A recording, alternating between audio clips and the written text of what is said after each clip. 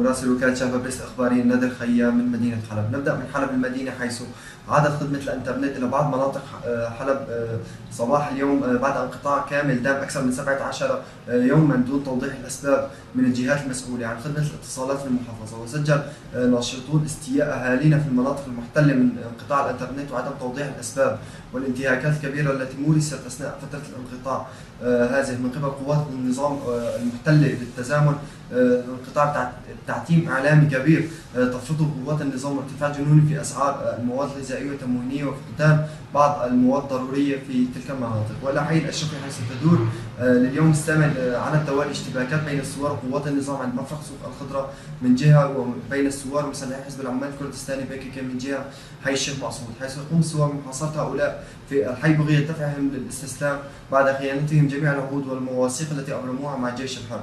ومن جهة حي الخالدية، فقد دارت اشتباكات عنيفة على أطراف الحي في محيط مبنى الدفاع المدني ومعامل الدفاع، حيث تكبدت قوات النظام خسائر فادحة لليوم الثاني على التوالي. شهد حي الليرامون قصفا مدفعيا عنيفا صباح اليوم لم تنتج عنه أي إصابات في صفوف المدنيين. إلى حي سليمان الحلبي، حيث دارت اشتباكات عنيفة ظهر اليوم بين كتائب الثوار وقوات النظام. أعلن خلالها الثوار قيامهم باستهداف مبنى الاتحاد النسائي ومبنى مجاور له يتمركز به عدد من ضباط الحرس الجمهوري وتحقيق إصابات مباشرة في صفوف قوات الأسد. وإلى ريف حلب، حيث أعلن الثوار استهداف نقاط تمركز قوات الأسد في بلدتي نوبل والزهراء صباح اليوم وتحقيق إصابات مباشرة.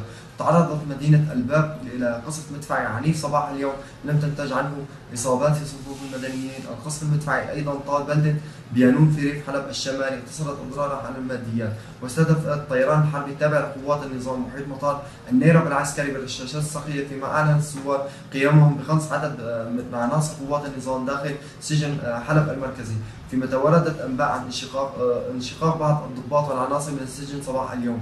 ومن جهة أخرى، فقد طالبت غرفة عمليات سفير هيئة أركان الجيش الحر إمدادها الفوري بالسلاح والذخيرة لصد أرتال قوات النظام القادمة من معامل الدفاع.